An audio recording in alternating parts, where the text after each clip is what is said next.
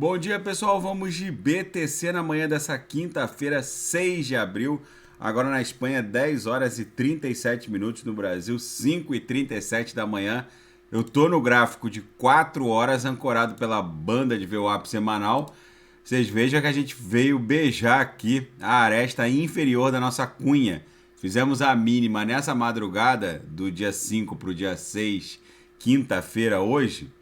A mínima bateu 27.850, agora está 27.899, 27.900, né? 902. Basicamente, a gente veio estressar a aresta inferior. Isso aqui deve se desdobrar numa pernada impulsiva já para um patamar ali próximo de 28.500, já que a gente está batendo na base do triângulo, pipocando em direção à aresta superior, como aconteceu há menos de um dia atrás. A gente chegou a fazer a máxima em 28.750. Agora que a gente estressou de novo a base do triângulo, a gente deve voltar em direção à aresta superior. O ABTC também sentiu essa queda de futuros, a queda da Nasdaq ontem. Hoje é bem provável que a Nasdaq fique ali no nível da estabilidade, suba um pouco. Existe uma correlação entre Nasdaq e BTC. Então a próxima parada da BTC, na minha leitura, é 28.500, 28.600. Deve ficar aprisionada até que em algum momento ela provavelmente vai explodir de forma ascendente.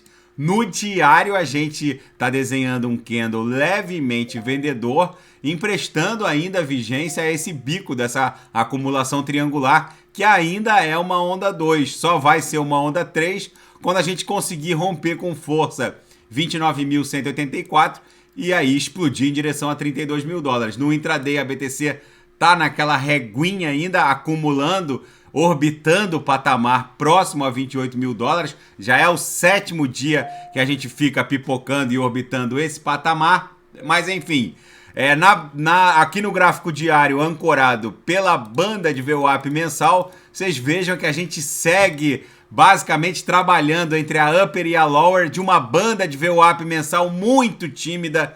A máxima fica ali em 28.700, a mínima fica em 27.600, pipoca nesse patamar, tá desenhando essa reguinha há 6, 7 dias atrás.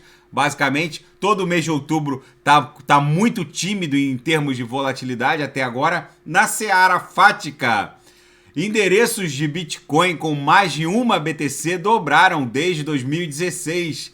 A quantidade de public addresses com mais de uma BTC está em torno de 800 mil public addresses. Até o CZ, o dono da Binance, andou tweetando, dizendo que existem mais de 56 milhões de milionários no mundo. Milionários em dólar, né? Com mais de $1 milhão. E um pouco menos de 1 milhão de pessoas com mais de uma BTC. Ou seja, façam suas contas.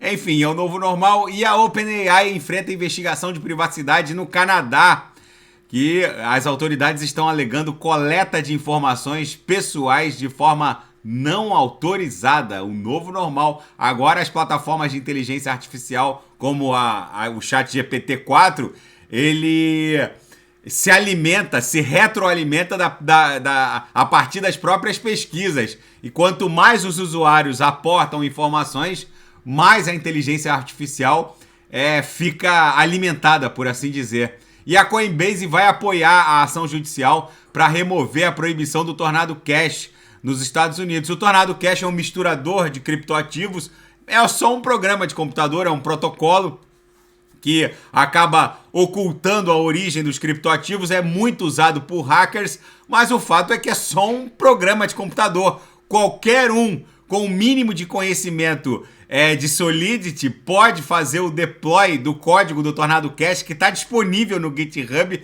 fazer o deploy na Ethereum Virtual Machine e tornar aquele código aberto operacional.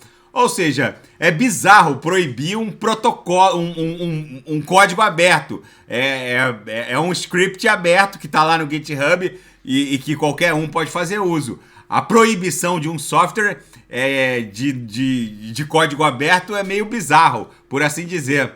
E a Ucrânia, agora na seara geopolítica e finanças internacionais, a Ucrânia estaria pronta para desistir da Crimeia.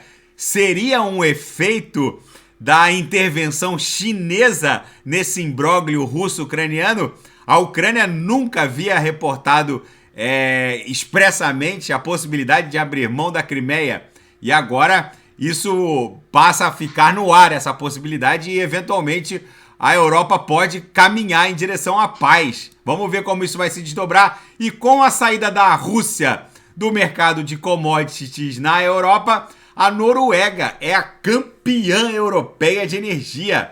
Agora a Noruega é a maior fornecedora de gás natural do continente e as receitas do país explodiram mais de 100 bilhões de dólares só nos últimos meses. Vamos ver como isso vai se desdobrar. E os ministros das relações exteriores de Arábia Saudita e Irã concordam em retomar voos após a intermediação de Pequim na retomada das relações diplomáticas. Agora, os voos entre Riad e Teherã serão retomados num claro desafio ousado contra os Estados Unidos, que nunca apoiariam a retomada das relações entre a Arábia Saudita e Irã. Eu já reportei aqui no canal que as relações entre sauditas e norte-americanos vêm se deteriorando exponencialmente desde a campanha do Joe Biden e da Kamala Harris, já que ambos, principalmente a Kamala Harris, acusou o Mohammed bin Salman, o príncipe herdeiro saudita,